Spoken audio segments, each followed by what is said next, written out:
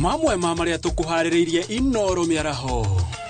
Serikali waache kujipiga kifua, kwa sababu leo ugonjwa utakapokuja hapa ni sisi kama Wakenya tutakaoadhirika. Hamwezi tuua na Ebola, mtupadishie mafuta, alafu pia vijana wakienda kuandamana kusema hatutaki Ebola iletwe hapa, mnatushika mnatuweka ndani. We reject that. Andũ 31 arĩa maikirio ngono magĩtetia ceceni ya Ebola na nyukie kũrekererio na mbiru ya ciringi 10,000.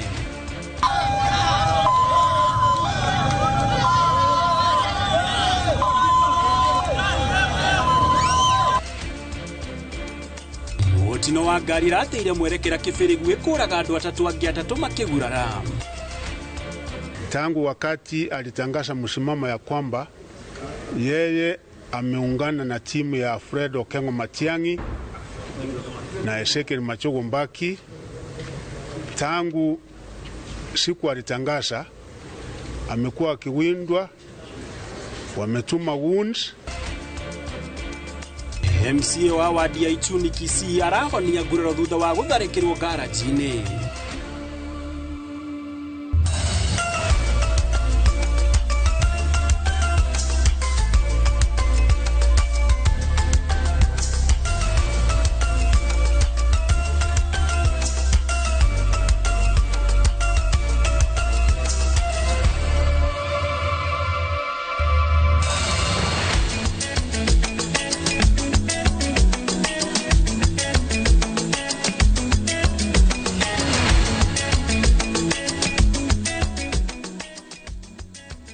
Na otogo da kwera ni ngurugaga omwena uyu nginigetha ngumenyithia maria mareketie kuhaneka guku bururi-ini tukarekia kuhaririria no taramu wa gikiro kia iguru muno makiria na makiria maria makireketie kuhaneka nginya nja wa bururi. Na twanjiririe na ripoti ya kiha kuria andu 3 hamwe nao ari muruto wa thukuru wa muthingi wa Kĩbĩrĩgu Ndia kaunti-ini ya Kirinyaga makwireire mutino-ini wa barabara uria urahanikire mwena wa Kĩbĩrĩgu barabara-ini nene ya Karati na guthii Sagana. Aikari maraumanithie na kuhinga barabara eno na matukuya makienda thirikari kumekirira mihinga ya thibidi hamwe na darasa ya andu gukirira. William Wainaina oratuhingurira Inooro Miaraho na ripoti eno. Kuringana na aria mareyoneire mutino uyu na uria urahanekire mathaa-ini ma hwaini matariirie ati ngari eno iratwarithagio na thibidi ya iguru na niguo irateire mwerekera na kugutha mugiko wa barabara na kuria iragaragarire na gutiga ya gutha andu 6. Ngari eno ikumite ya rugongo ya Karatina yukire yakora andu haria yoka yakora twana tu haria 3 na atumia eri na muthuri umaho mokire maguthira okuria yoka ya maikio huko uguo na muthungu ria gutwaraga ngari eno ni muthungu mamurethi tondu amagira meruterereire amagira memukire-ini wa barabara. Mihang'o ya aikari kumahonokia ikiringa ihiga kuona 3 aria maragurarire marakuire hau. Tero hena kana kahurukire na hena mundu ungi umuthoka tutakonfirmite kana eho ka ndariho mutumia ndariho na mutumia ndariho. Aikari riu marenda thirikari kumaturira darasha ya andu gukirira hamwe na mihinga ya thibidi niguo ciana cia thukuru cikona gwa gukirira kuona barabara eno etwikite ya kumanina ni undu wa mitino miingi iria ihanikaga handu hau. We are not requesting, we are demanding. Turehero footbridge ya yume haria ireho aha ka twakiro icio igire nigetha mwana auma mukiro uria agathira footbridge ni iguru akagwa cukuru. Ha hena cukuru ya Kĩbĩrĩgu Girls, hena kanitha iharia, hena thibitari wi haria, turenda footbridge ireto hapa. Gukoretwo na mituno mingi ya barabara eno, tutire na zebra crossing na on the other side kwina cukuru itu ya Kĩbĩrĩgu. Tutire na zebra crossing na hoguo, tutire na bumps, na bridge ya keto kuria tulikuwa tunomba kana no ireho hoguo hakuhi na cukuru ya ciana citu. Ithu turenda kuvatara njira mwena ona gutire njira na mwena ona gutire njira twarona gutire handu tungithiera riu ni turoria tuthondekerwo njira iyo nigetha andu mahota guthiera. Mutino uyu ukihaneka thiku nini tu thutha wa ndereba wa kirori kugwa na gukwira handu hau. Ngiribotera Inooro TV, njitagwo William Wainaina. Gatho William Wainaina ni undu wa ripoti yo. Nake mutongoria wa kiama kia DCP Rigathi Gachagua ararekereria ndumiriri yake ithio budget ya mwaka ukite wa kigina na ndereti ya kigina ya mwaka uyu riu reke tuthikiririe maria aramurika. Of the total budget has been allocated to this sector. This is despite the fact that this sector employs a majority of the population and remains the socio-economic backbone of our rural livelihoods. Mr. President, why are you defunding agriculture? Did you consult the over 7.1 million registered farmers and the 40% of the total population and nearly 70% of the rural workforce depending on agriculture? On matters health, the sector has historically received between 6 to 8% of the total budget.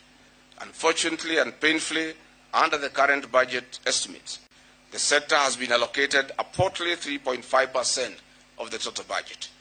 This is despite the fact that Kenyans are paying more taxes and higher share deductions than ever before. What is more important to citizens of any nation if not healthcare? A healthy nation is a wealthy nation. In any case, a nation's greatest resource is its people. These people must be healthy and productive.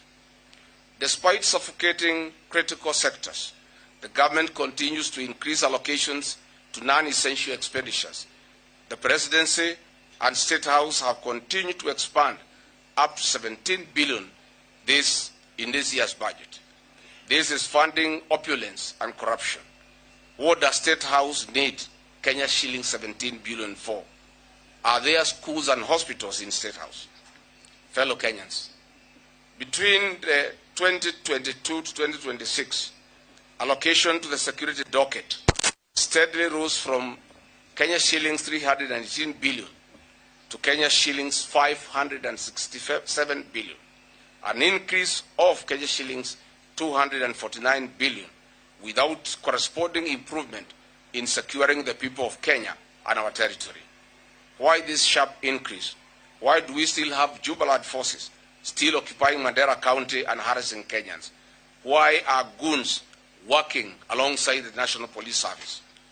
In recent months, the government has continued to channel billions in travel, hospitality and administrative overheads, while ordinary Kenyans are being asked to sacrifice more.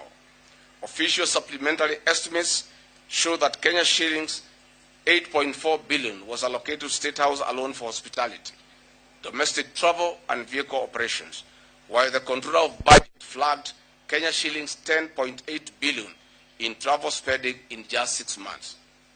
At the broader level, the current expenditure continues to dominate the budget. Approximately Kenya shillings 1.2 trillion has been allocated for operations and maintenance across government, while Kenya shillings 1.3 trillion is consumed by loan interest payments. As a result, development priorities continue to be squeezed. On the debt management, why is this regime in an open violation of Article 211 of the Constitution of Kenya 2010 and Section 15(2)(c) of the PMF Act 2012 that strictly prohibits the financing of recurrent expenditure using debt? We note that the Grand Coalition government borrowed an average of 200 billion annually. The Jubilee government borrowed an average of 700 billion annually. This regime borrows an average of Kenya shillings 1.4 trillion annually with no corresponding development or services. Dear Kenyans, let us now look at the Punitive Finance Bill 2026-2027. This is the worst finance bill in the history of Kenya. It does not deserve the light of the day. The bill is deeply detrimental. It increases heavy taxation pressure, doubles compliance pressure, and escalates household costs. We thought it would have been expanded the economy and cushioned the ordinary mwananchi. Our first concern is the continued pursuit of unrealistic revenue targets, despite a history of persistent underperformance and an underperforming economy. The government revenue collections have consistently fallen short of targets, yet the response has been to introduce new taxes and illegal levies rather than addressing inefficiencies, broadening the tax base, or stimulating economic growth. This creates a cycle where businesses and citizens are repeatedly asked to shoulder a heavier burden to compensate for unrealistic fiscal planning. The second concern is a proposal to move certain products from zero-rated to VAT-exempt status, including solar products, electric mobility equipment, locally assembled mobile phones, and animal feeds. While this may appear neutral on paper, it effectively increases costs because producers can no longer recover input VAT. The inevitable result is higher prices for consumers, farmers, and businesses. At a time when Kenya should be encouraging renewable energy, agricultural productivity, and digital inclusion, these proposals move in the opposite direction. The proposed 16% VAT on digital payment service provider commissions is another regressive measure. Kenya has become a global leader in financial inclusion because mobile money and digital payments have reduced transaction costs and expanded access to financial services. There will be more pain at M-Pesa shops and ATM machines. Taxing these services will increase costs for traders, SMEs, schools, hospitals, and ordinary citizens who rely on mobile payments. And ultimately, these costs will be passed on to the consumers and could reverse years of progress in financial inclusion. Further, the proposal to increase excise duty on mobile phones from 10% to 25% is particularly damaging to young people and low-income households. Mobile phones are no longer luxury goods. They are essential tools for education, businesses, communication, financial services, content creation for youth and agencies, and job searching.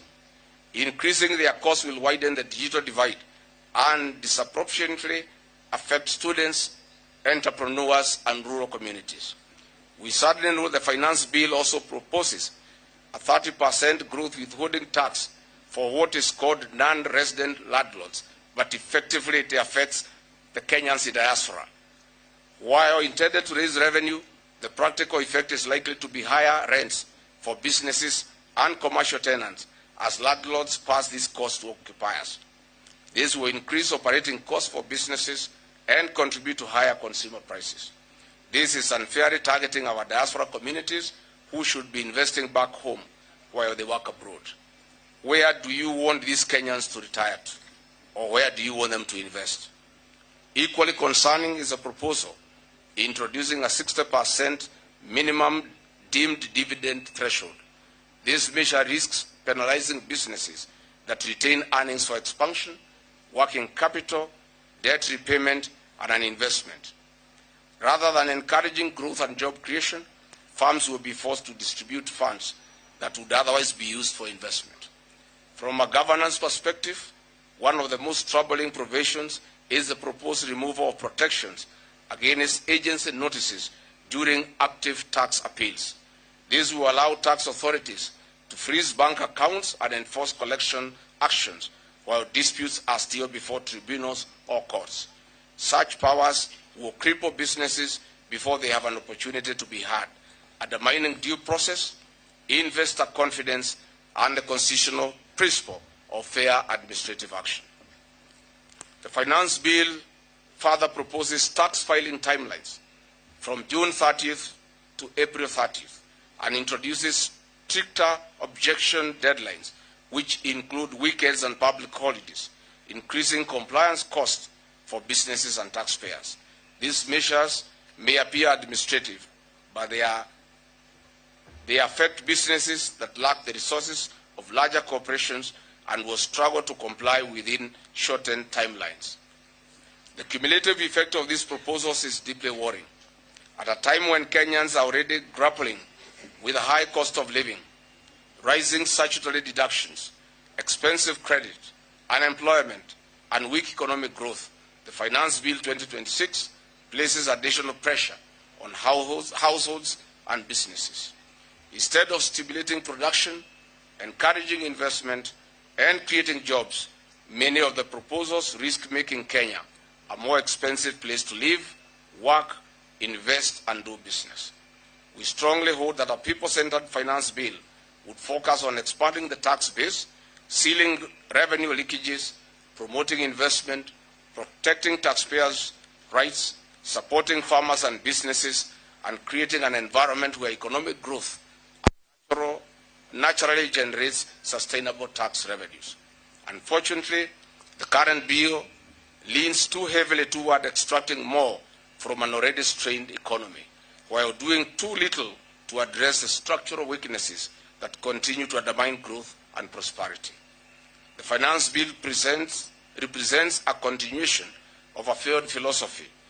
Whenever revenue targets are set, the government responds by introducing new taxes, new levies, new compliance obligations, and new penalties instead of confronting waste, corruption, and inefficiency within government itself. The danger is clear. Kenya cannot tax its way to prosperity. As Winston Churchill argued, a nation trying to tax itself into prosperity is like a man standing in a bucket and trying to lift himself up by the handle.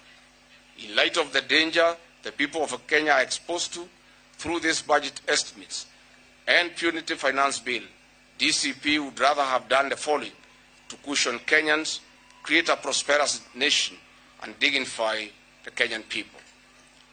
1, immediately we would stop the housing levy deductions to give relief to the payslip, return dignity to the employed, and extra expenses on employers. 2, we would propose that the government cuts wasteful and non-essential expenditure. State machinery must tighten its own belt before it demands sacrifice from the public. What is Kenya shillings 17 billion allocation to State House stand for? We would reduce it to Kenya shillings 3 billion. Thirdly, debt growth must be slowed, and then disciplined borrowing must be linked to high impact development, not recurrent consumption.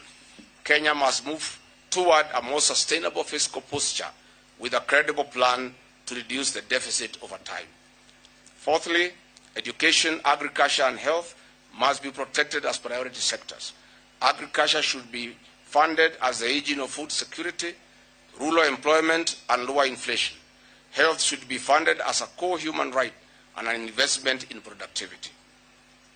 5, the government should pay pending bills to businesses and suppliers. That would restore liquidity, support SMEs, and stimulate activity across the economy.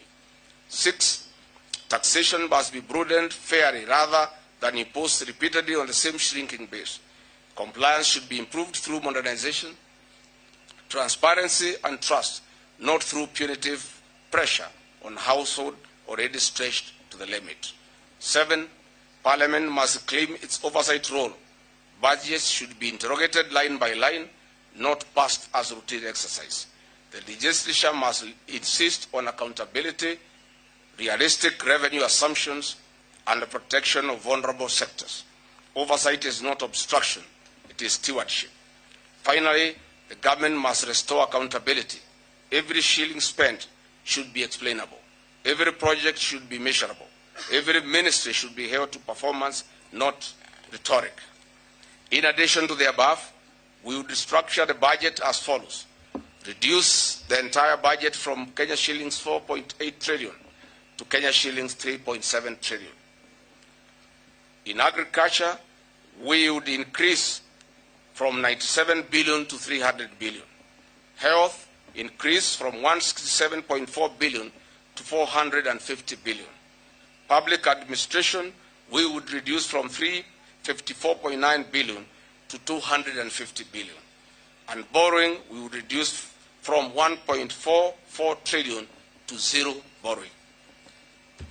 As DCP, we demand as follows. First, we demand a significant increase in funding for agriculture and healthcare, as I've already explained. Agriculture currently receives only 2.0% of the national budget, despite employing the majority of Kenyans and driving food security.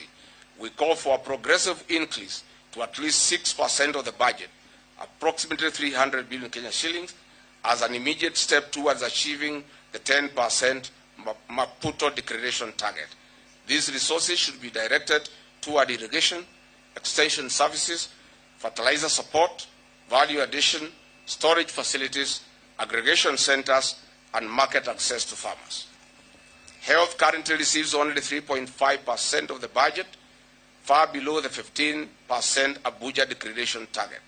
We demand an increase to at least 9.5% of the budget to strengthen the county hospitals, improve staffing, ensure medicine availability, and make healthcare affordable and accessible for Kenyans. Secondly, we demand a reduction in administrative and recurrent expenditure. Public administration currently consumes approximately 354.9 billion, while State House and other administrative expenditures continue to grow. The government must lead by example by reducing non-essential travel, hospitality, consultancies, duplication of agencies, and other administrative overheads. We propose a minimum 30% reduction, that's about 150 billion, in non-essential administrative expenditure, with the savings redirected to agriculture, health, education, and job creation. Thirdly, we demand realistic and credible revenue targets. For 3 consecutive years, the government has allocated only 80% of its projected tax revenues. Yet it continues to budget on increasingly ambitious assumptions. The Treasury must align revenue projections with actual economic performance and stop using unrealistic targets to justify new taxes and levies. A credible budget is built on realistic numbers, not wishful thinking. Number 4, we demand a reduction in borrowing and a clear path to fiscal sustainability. The 2026-2027 budget proposes a deficit of approximately 1.144 trillion, financed entirely through new debt. Kenya's public debt has already reached Kenya shillings 13 trillion, while debt servicing consumes more than half of government revenues. We call for a balanced budget with zero provision for new debt. Fellow Kenyans, if our country is to recover, we need a national reset built on discipline, fairness, and productive investment. This means restoring confidence in public finance. It means using public money to unlock private activity rather than crowd it out. It means making agriculture profitable, healthcare accessible, education effective, and business financing affordable. It also means understanding that economic growth is not created by slogans. Growth comes from productivity. It comes from predictable policy. It comes from trust between the state and citizens. It comes from a government that spends with restraint and plans with honesty.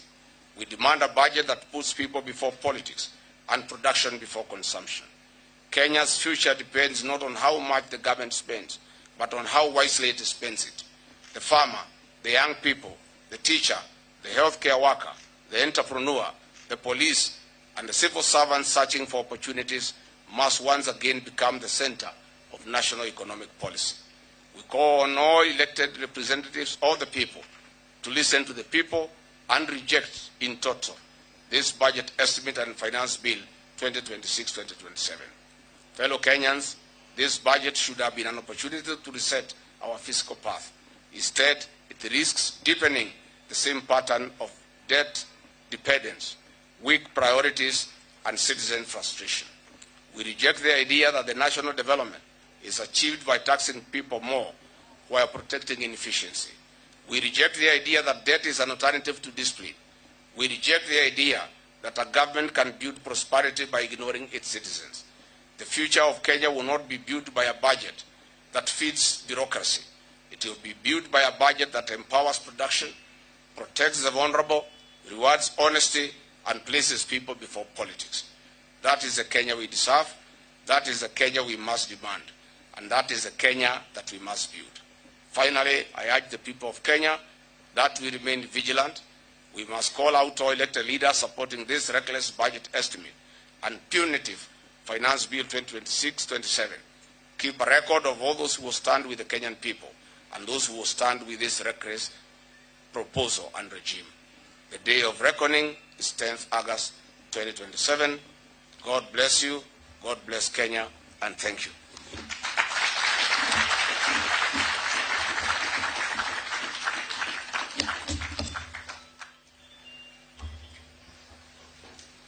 Mũtongoria wa kĩama kĩa DCP Rigathi wa Gachagua akiheana mendekithia make iguru wigie budget iria iroretwo guthomwo ni thirikari ya Kenya Kwanza kiumia giukite iria ni ya ciringi tirilioni 4.8 ni akorwo akiuga na maundu maingi maria andikitwo mohoro marakuhaririria maoko magigukinyira na njira ndikadikiru muno makiria mohoro ni maitu maria makurumirira gwa thaa ici twambe twikirio hanini tondu wathie kuraya ni turacokereria.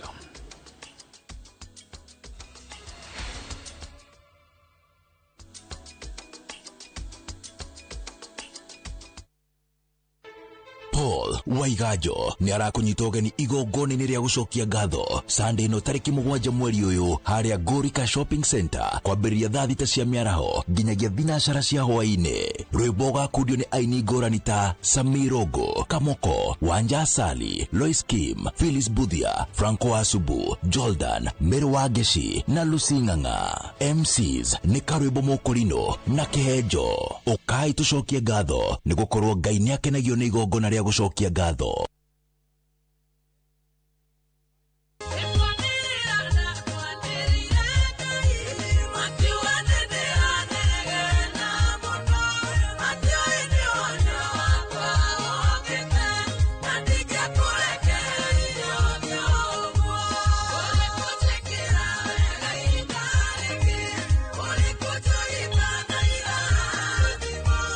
Na riu no wigwatire rwimbo rwa ni kwanira ndakwaniriire rutwike rugambi rwa thimu yaku ukuhihinya *812*789#. Ririkana Inoro ni kuo mucie wa aini othe. Mundu wa kawaida nie nawe tuhutagia uthio witu maita 23 ithaa rimwe. Hihi ni uwe thimu yaku ikuwite giko kingi ona gukira kioro?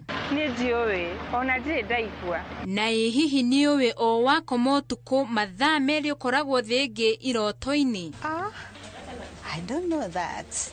O kindu giothe tuonaga na maitho ona kana tugagiciria nigikoragwo na rugano rurikariku na nikio guku kwa hihi ni uwe turi kumenyithagia tugakunora tugakwiga we mbere. Nyitanagira na nie Winnie Kimani wa Mugai o muthenya wa Juma mohoro-ini ma Inoro thaa 3 tabarĩra-inĩ ya hihi ni uwe.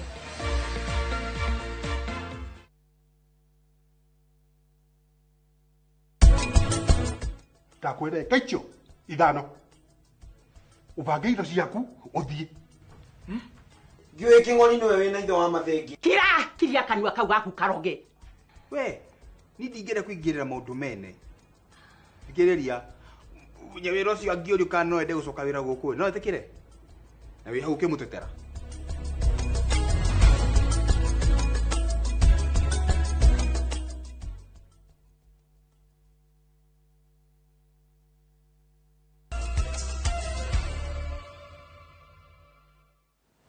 Twacokererio ringi na ni ngatho ni guthie na mbere na gutwirorera. MC umwe wa wadi ya Ichuni kaunti-ini ya Kisii arahonia nguraro thibitari-ini umwe mwena ucio thutha wake gutharikirwo ni nyanake kaunti-ini iyo. Kuringana na munene wa ruhonge rwa DCI Kisii Central George Etiang, MC ucio uretwo Wycliffe Siocha aratharikirwo ari garaji-ini imwe na kuhurwo na ndotono ni undu wa itumi ciake cia kiuteti. Atongoria ngũrani ya mũng'ethanĩro hamwe nao uria wari minister wa githomo Ezekiel Machogu ni maratabanirie mirurungano ya gutetia itharĩkĩra riu makienda ekwirwo angerwo no maikio ngono. MC ucio akoretwo atekwona na ruheni na governor wa county yo Simba Arati. Yeye ameungana na timu ya Fred Okengo Matiang'i na Ezekiel Machogu Mbaki tangu siku alitangaza. Amekuwa akiwindwa, wametuma wounds na wale wounds ambayo wametumwa wamewinda yeye kutoka kwa ward yake, kutoka pahali ambayo anakaa. Kila siku amekuwa akikaa ni kama mnyama ambaye anawindwa. Jana Mheshimiwa Embande ambaye sasa yako hospitali anatibiwa alitolewa katika kamati zote za bunge. Hiyo inamaanisha kwamba yeye hatapata hata shilingi moja kama mshahara na amepewa kazi na watu wa Ichuni, ambayo inauma sana sisi kama viongozi, na umechaguliwa na unaendewa na mambo ambayo hata ileti maana. Hiyo haijatosha, wale ambao wamemtesa hivyo hawajahurumia watoto. Huyu ni mheshimiwa wako na watoto wadogo, watoto wachanga, wamemwendea na wamemdunga fizu. The PS Interior has allowed the insecurity happening in Kisii. Last year December, County Assembly MCAs were attacked, their vehicles were vandalized. We wrote an official complaint to the PS Interior, the Inspector General of Police, to the Senate, but there has been no response. Nao aikari a kaunti ya Garissa mahinyiriria komishoni ya gĩbũrũri ya kũhũranĩra ihoto cia ũmũndũ gũteithĩrĩria ona andũ arĩa magerirwo ngero cia hau gabere nĩ thirikari nĩguo nao marĩhwo ngarama. Makĩheana mawoni mao gĩikaro-inĩ na komishoni ĩyo ya KNCHR wĩgiĩ kũmenyithia mũingĩ maũndũ ma kũrĩha ngarama, aikari acio matarĩrie ngero cigana ona ciana hau gabere iria cianatabanio nĩ thirikari mwena ũcio ta njũragano cia Wagala, Marakamari na ingĩ ta imwe cia iria ihoto ciao cianagararwo na rĩu marenda marĩhwo ngarama. Marera komishoni ĩyo ndĩgakorwo nĩ kũhũthĩrwo ĩrahũthĩrwo nĩ thirikari kũhũra ũteti na ũrĩhi wa ngarama cia ngero iria thirikari yanagera mũingĩ. Now my recommendation to the commission is when they are coming with the frameworks, please don't only consider people who are victim of finance bill and post-election. Consider also the historical injustices happen in this region. We want people who lost life, who lost their loved ones, who lost property to be compensated. We should not look only on the side of the finance bill and the GNC protest only, because that only happened in Nairobi and Mombasa and some other towns, and also in Garissa, but there was no much victims here. But now we want the government, if they want to heal the republic, they should heal everyone. They should not heal specific people. They should consider people. They should consider people of northern region. We have families up to now, even maybe their children are here, and some of them maybe their children are not here, who lost their fathers, who lost their mothers, who lost their properties, even who lost their land. Why is it that this matter is limited, the reparation matter is limited only to protest and demonstration? I can say the reparation matter is half-baked. We are not happy with that. There was a lot of suppression since time immemorial that was done to the Northerners. The Wagala massacre, the Garis Gubai, and what have you. How will those feel? Or is it because that these young Gen Zs are a thorn in the neck of the current regime? That's why they want to be reparated. Is it something that's driven by human right-based approach, or is a political instigated kind of right? Because the commission may be burdened now by the courts, and the expectation is so high, right? And many people may not understand. Then what assurance do we have that there shall be no such kind of recurrence? 2 months down the line, campaigns zimeanza. 3,000 people again down. You would come again picking a new framework or picking again mapping people? Tunapozungumza kwa sasa, tume ya kitaifa inatengeza mswada ama reparations bill ambayo itaweza kupewa rais pamoja na reparation guidelines ili aweze kutumia. Na kwa hivyo rais atakapopokea mswada huo wa reparations ataweza kupeleka kwenye bunge, na baada ya bunge kuweza kujadilia mswada huo italetwa tena kwa wananchi katika taifa letu nzima waweze kuchangia, waweze kuona ya kwamba ni vipi ambavyo mswada huo umeshauri ili waweze kutoa maoni yao ambayo itaweza kuingizwa kule ndani. Na kwa hivyo wananchi wakuwe na subra wakati mswada huo utakapokuja kwao, ili kuzingatia ile mambo tunaita public participation, wataweza kupata nafasi ya kuweza kutoa maoni yao ya jinsi ambavyo wangependa mambo ya reparations ifanyike. Nao andũ 31 arĩa maikirio ngono mwena wa Nanyuki hĩndĩ ya mĩrũrũngano ya gũtetia gwakwo gwa ceceni ya Ebola mwena ũcio nĩ marekereirio na mbero ya ciringi 10,000 nĩ igoti rĩa Nanyuki magĩcokĩrwo kũhinga mĩhang'o ya ũkui. Arũrũngani aya marekereirio kuma njĩra-inĩ nene ya Nanyuki orĩo thutha wa mbeca cikũrĩhwo hau nĩ gĩkundi gĩa kũhũranĩra ihoto cia ũmũndũ thutha wao gũthitangĩrwo kũhũthĩra mahiga, ikĩngĩ na gũcina mĩaki ya mataĩri, ũndũ ũrĩa waigire ahũthĩri angĩ a barabara ũgwati-inĩ. 17 ao nĩ metĩkĩrĩte thitango ĩyo na kũheo mbero ya ciringi 10,000 kana kĩoho kĩa mweri ũmwe, nao angĩ 18 maregana na thitango noguo magathikirwo mbero ya ciringi 20,000 kana bodi ya ciringi 50,000.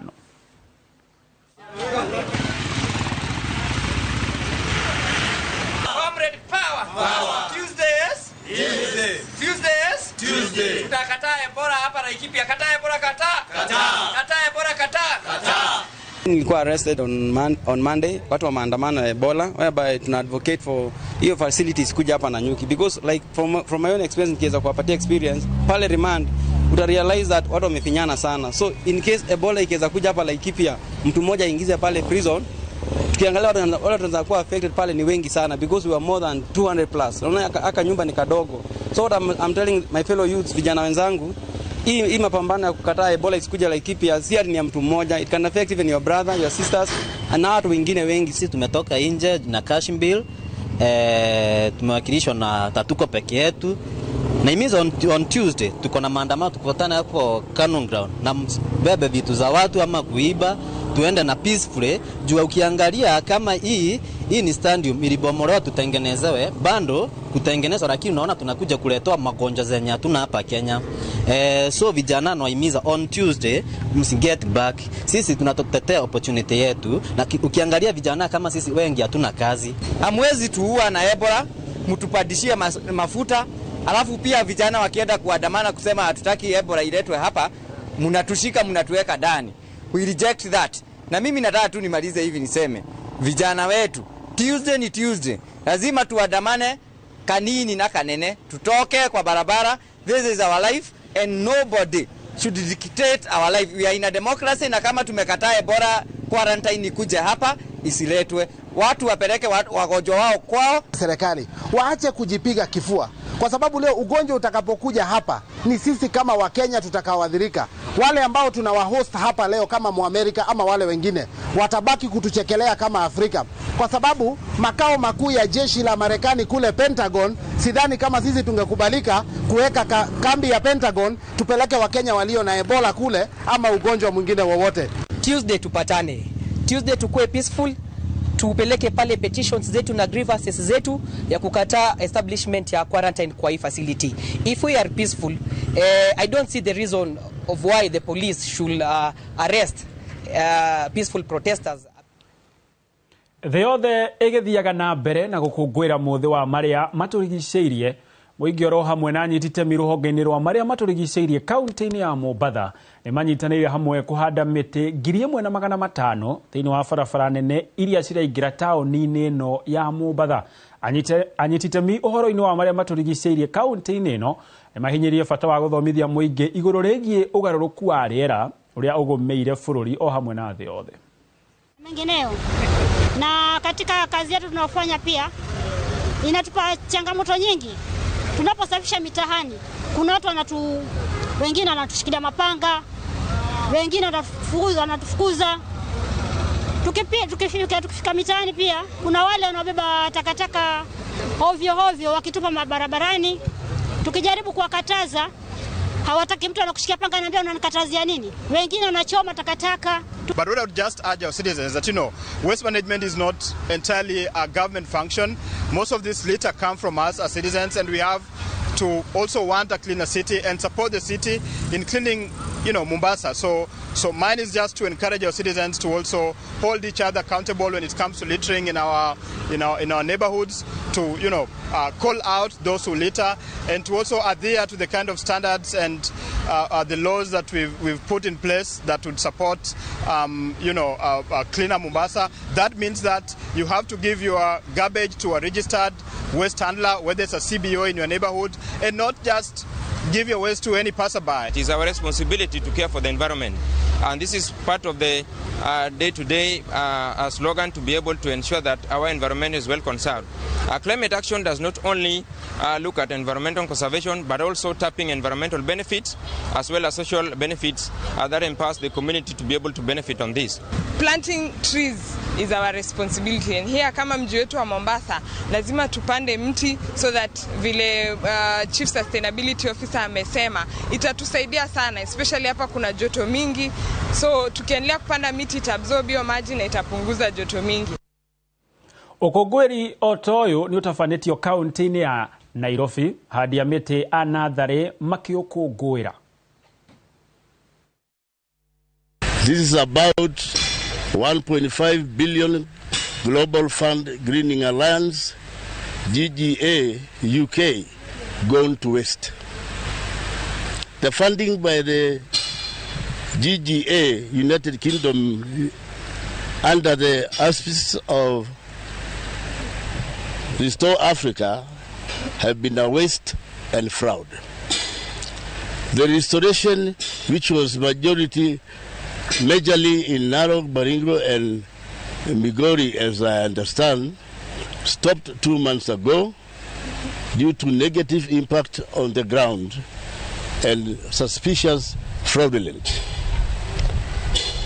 The tree nurseries, which were the main sources, we demand the buying of our seedlings, respect and honor of our labor. We also demand the arrest of fraudsters and exploiters. Today, we stand before you to address a matter that strikes at the heart of Africa's environmental future and the dignity of its people. Actually, you can even see around, these are the podocarpus, these are the extinct species, especially in the Mau. The timber has been cut, and you cannot even find some 40, 50 years old trees again. These are trees which rise the tallest in the forest, and also you can see the others are Juniperus procera. These are the red cedar or pencil wood. These are trees which can grow very fast, just like any other, if they are nurtured with love. These are the trees which we were ordered to actually propagate. We have the Olea africanus, we have the Olea capensis, we have the Kabachia capensis. These are trees that are not found, but we can restore them back with dignity. No kongweri ucio uma county-inĩ ya Narok ti Nairobi ũguo ngũgũtarĩria na nĩ ũkũngweri ũragĩthiĩ na mbere thĩ ng'ima kwanyu ndiũĩ mũrathaitĩra marĩa matũrigicĩirie na njĩra ĩhana atĩa. Tũgĩtigana icio nĩ atĩ mũbango wa thirikari wa kũheana motungata ma ũtambia wa maĩ kũndũ kũrĩa kũmũ gũkũ bũrũri-inĩ arĩ nĩ hamwe na kaunti cia Kitui, Machakos, Makueni na Kajiado no ũranyitithio thĩng'a. Aikari matanyihĩire 60,000 kuma kaunti-inĩ ya Kitui makĩrĩgĩrĩrwo kũgunĩka na tabarĩra cia maĩ matheru kũrũmĩrĩra ngirimiti ĩrĩa ĩkĩrĩtwo thaĩni ya ciringi mirioni 840 ya gũkinyanĩrio wa tabarĩra ĩno. Wacuka wa Kĩarie arĩ na ũhoro ũyũ makĩria. Makiaria hĩndĩ ya gwĩkĩra thaĩri ngirimiti ĩno, atongoria na anyiti itemi sekta-inĩ ya maĩ maugĩte tabarĩra ĩno ĩgũkuruhania ũtambia wa maĩ gwakwo gwa ceceni ya gũtheria maĩ ya kilomita 30 ĩrĩa ĩgũtambĩria aikari a matu na matũra marĩa marigicĩirie maĩ matheru. Project ĩno nĩ ya mũigana wa mirioni 850 na eno financetwo nĩ thirikari nene, national government, hamwe na bengi ya African Development Bank. Eno project nĩ ĩgũteithia makĩria ma andũ 60,000 area cia Matu, Kitui na Makueni taũni-inĩ ya Wote. Oho tabarĩra cia kwerekereria maĩ ma gĩko mwena wa Kitui nĩ ikwararamio gũkũ ithima na ndobori cia maĩ ma mũingĩ igĩcimbwo nĩguo gũtigĩrĩra kũrĩ na maĩ matheru matũra-inĩ marĩa magumagĩrwo nĩ ũmũ. Then we shall also be extending sewerage infrastructure in Kitui urban area, and also some improvements of water supply in Wote town to ensure that the two county headquarters have improved sanitation and water services for Wote. Tabarĩra ĩno ĩrĩgĩrĩirwo gũkinyĩra aikari matanyihĩire 60,000 na oho kwarahũra matũra ma gũkũ kĩwonjoria. It will ensure that one, there's consistency in the school attendance, because some schools in those specific area sometimes they close school because of lack of water. Communities, of course, we want now to reduce the distance to water to at least a minimum of 2 kilometers. kilometers. And this mega bulk water supply to those communities will ensure that there is a sustainable socio-economic development within the ASAL counties, mainly Kitui, Machakos, Makueni, and Kajiado. Handu-ini ha Inooro TV kuma kaunti-ini ya Kajiado getwo Wacuka wa Kiarie. Egatho Wacuka wa Kiarie. Nao mbeũ njĩthĩ kuma Embu aria maracokereria kumana na minyamaro ya dawa cia kurevia na njohi cia ibango mwena wa Ciakago mbere hamwe na ayuthi angi ni magite na giikaro gya kwarĩrĩria ngero cia dawa cia kurevia gatagata-inĩ kao. Aingĩ ao maugite amwao maigiraga ũhũthĩri-inĩ wa njohi ici na dawa cia kurevia kũrũmĩrĩra gũte mwĩhoko wa mũtũrĩre makĩria kwaga mawĩra thengia gũkorwo mathomete na makahetũka wega. Maugite maingĩra dawa-inĩ ici macokaga gũtigwo na mũrigo ũngĩ mũnene wa kwĩhatũra dawa-inĩ icio, ũndũ ũrĩa ũtũmaga moranwo na ũtũro andũ ao endwa na makĩyagĩra kĩene. Rĩu makĩenda dawa na njohi ihũranwo nacio nĩ thirikari na thirikari maturĩre wĩra. Na tukite guku nundu wa kwarĩrĩria ndeto cia dawa cia kurevia na ningwenda kuga ni ta pastor kwina challenge nene muno sana guku mbere north tondu imwana nyingi na eritu arikarire nini ni manyuite njovi muno makaria mera muno na makanyua vangi muno na kiraiko no kethera nginya ciari ni mararira undu wa ciana ciao nini andu mawale moigaga am recovering addict ndanyute njohi na ganywa drugs no ngai akihe mweke na mwanya wa guthie rehab ngeikara kinda gukia makiri ya mwaka ndathomire maingi na nimandeithagia ni mohuthagira kugeria guteithia andu taya tukite no tukite gukora uko Ciakago ndetonyetie njovire ne kwithira yani murevi ndre muthunu yani kinyoga thie ko kiravu ko yani no vesa kwa kinya kindu ngi gya kuva mwana ogwo nundu riu gutena wira wingi ungirita wira uriko na njukite nigetha twariria na kiaria morire njovine makiurira drugs-ine tondu guku ni ingitaki akorwo gwina kundu kwina andu ingi morire njohi-ini icio ni kundu gwitagwo mbere north guku andu ni morite ni njovi makora ni addiction nikio tukite nigetha tumaririe gitumi kia ngoro ni urevire ni ndeto na depression erauka na andu one ni muthomu na but family gikarata kera ndekeria kindogo ukithira nagere kung'ang'ana ni muthomu twatiganirie maundu twacaria wira ugitura tugitiga mawira makuruta tugitonya urevire tole thirikari tuthetheria na wira iratwira gutire na muthenya ucio ingi maroka gutuva njovi na gutuvambia tukafuruge wako turi warevi twikora tutirayerewa nitugerete kuma umira nyaku tukiguza kwena kazi mtaani tukithie gutire na wira igitubindi tucoke muciri ingi tukiambia kuria mera kunywa vangi. Nao arimi aria maiyukitie urimi wa kimerera kuma kaunti ya Kiambu maumirite gukungwira muthi wa maria maturigiceirie mwena wa Ndeia niguo kuhunjiria angi umithio urimi uyu makoretwo makihinyiriria kwaga kuhuthira dawa cia kuhuhiriria tutambi na turugi undu umwe na fataraitha thumu uria iuragaga tiri na niguo guthondeka na kunoria tiri niguo hote gukuria irio nyingi. Arimi aya makoretwo ho makiendekithia bata wa watho wa kuramata urimi uyu uhetukio mbunge-ini cia kaunti niguo gucokia riri na kuongererwo buthi wa irio o undu umwe na kumenyerera maria maturigiceirie na kuhanda miti ya unduire iria thondekaga na gutheria riera. Mwandĩki wa mohoro kuma kaunti ya Kiambu Charles Gikunga wa Kariuki ari hamwe na arimi aya mwena wa Ndeia ikoretwo igithingiriria thirikari cia kaunti gukorwo ikihitukia watho wa kuramata urimi uyu na ni njira ya kuhitukia watho wa agroecological uria ukumateithia gukorwo magiramata na makatumberio o ta arimi aria angi. Watho uyu hihi ungihitukio ri ukumuteithia atia witagwo atia? Njitagwo Esther wa Kagai.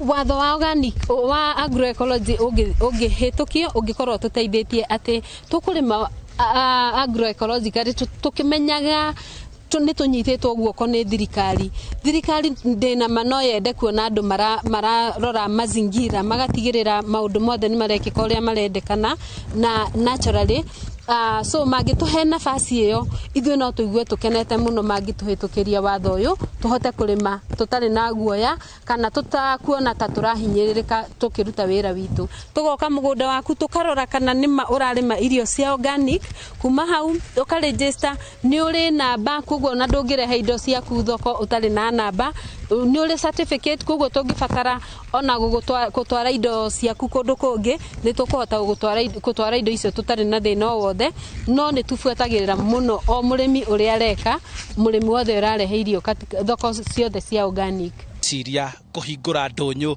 ya kwendia kana thoko ya kwendia indo cianyu iria mũrĩmĩte na kĩmerera.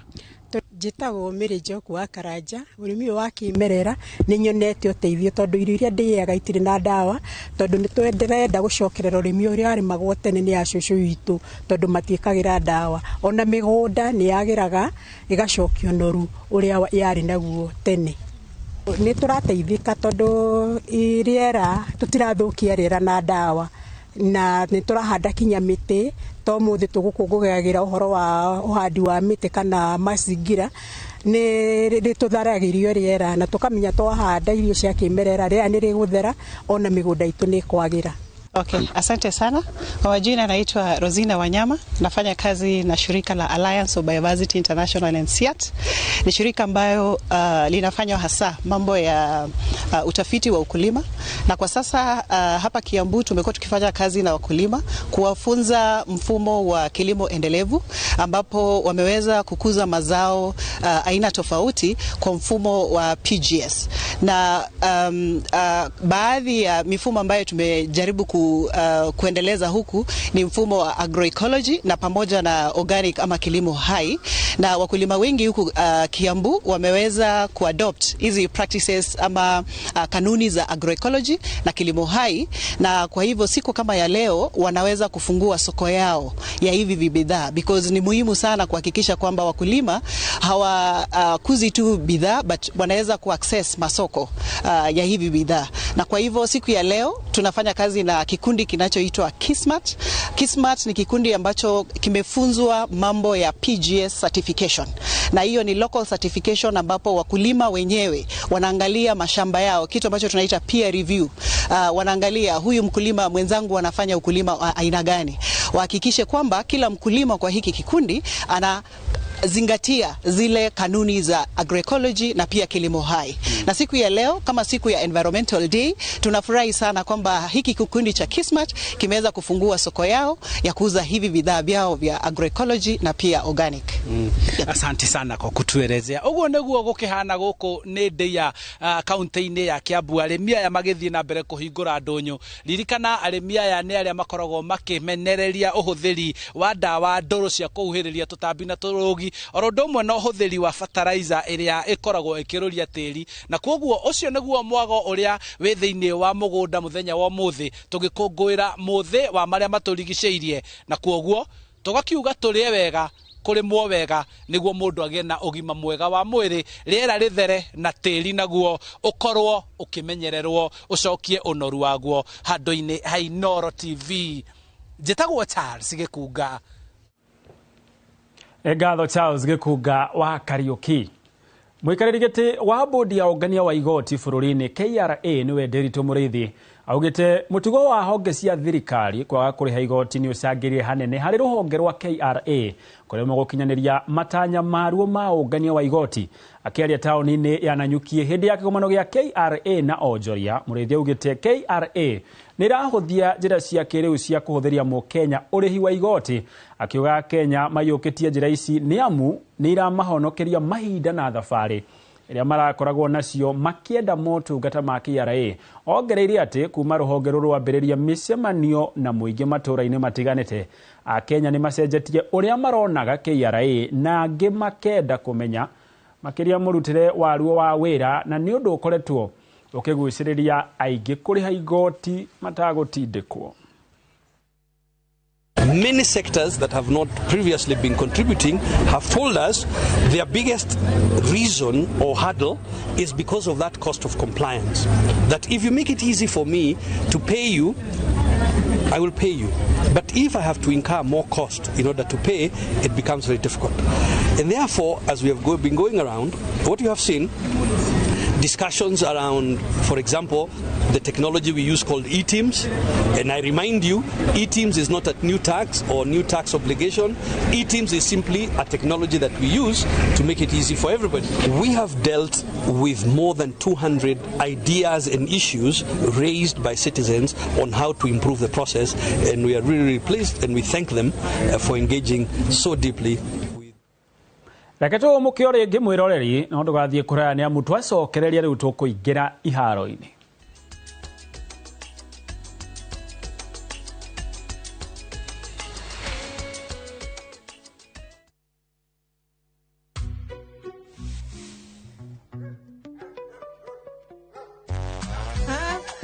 Feel at home.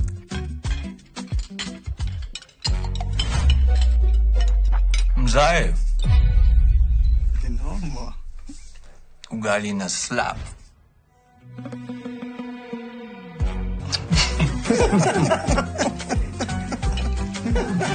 Madhe, wekelee mzito. Jota, alo, ni mbaya. Dola ni vibe. Kitu shwari. Bidhaa bora kutoka Dola Group.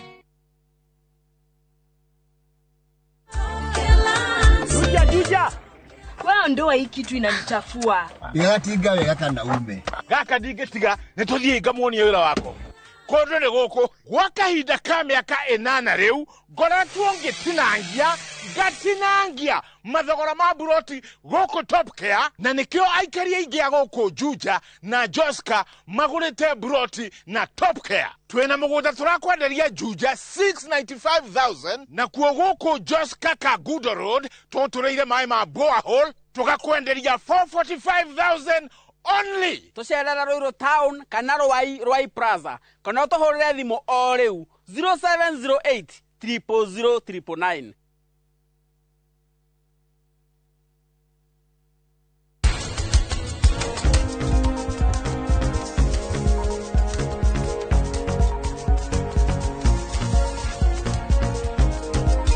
Nikiwekira juici-ini tukageria kuhenia we nikiwekira uhinda kekurathia kira kindu mama ko ritha cigana nindo tindaga ukomete nyafara wanya wira waku gutinda ukinyafara ukimenya kana ni thire wira kana dina kana ni ndire kana dina ria.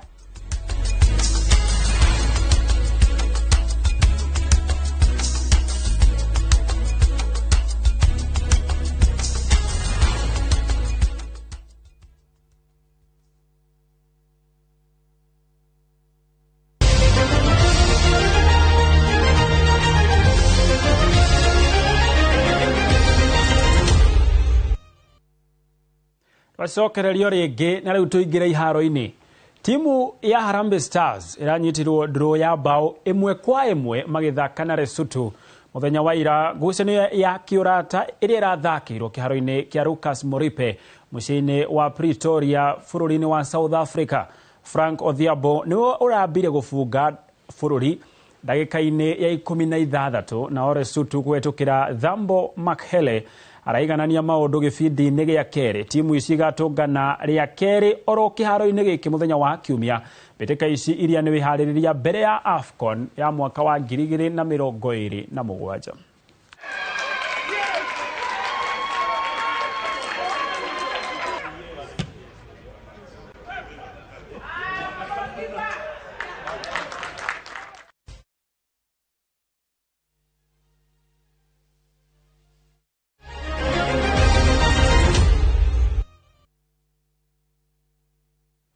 Hau niho tugwikirira gaturumo mohoro maitu ma Inoro Miaraho kuria riothe mamahariria we watwirorera na riothe makinyaniria mutamburuko uyu aro cia mwanya muno makiria. Mohoro mangi ni cihanda thaa 10 matemo na ogwa thaa ici thie na mbere na gucanjamurwo ni tabarira hurani